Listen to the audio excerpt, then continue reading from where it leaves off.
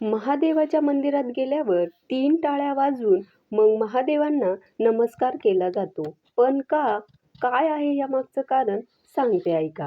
असं मानलं जातं की यामुळे ब्रह्मा, विष्णू आणि महेश यांना 3 टाळ्या वाजवून आवाहन केलं जातं.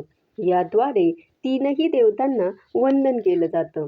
हे भगवान शिवाच्या त्रिगुण स्वरूपाच्या म्हणजेच सत्वगुण, रजगुण आणि तमोगुणाच्या पूजेचं प्रतीक आहे.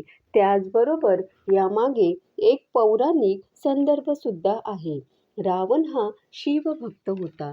तो देखील शिव उपासना झाल्यावर 3दा टाळी वाजवून त्रिभुवनात असलेली शक्ती अर्जित करण्याची प्रार्थना करीत असे. ही ताकद त्याला मिळाली आणि सृष्टीतलं सगळं वैभवही प्राप्त झालं.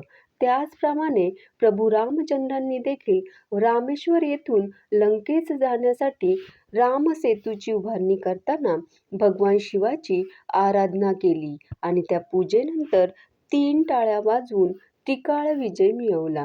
म्हणून प्रार्थना केली त्याचा लाभ त्यांनाही झाला आणि त्यांना यश मिळालं.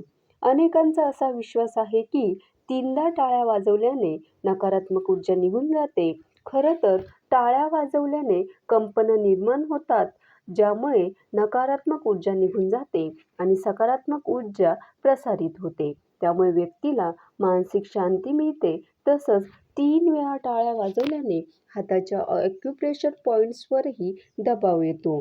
त्यामुळे शरीराच्या विविध भागांमध्ये रक्ताभिसरण वाढतं आणि आरोग्यासाठी फायदे मिळतात. तसंच शिव मंदिरातील ऊर्जा देखील शरीरात सामावून घेता येते. धन्यवाद.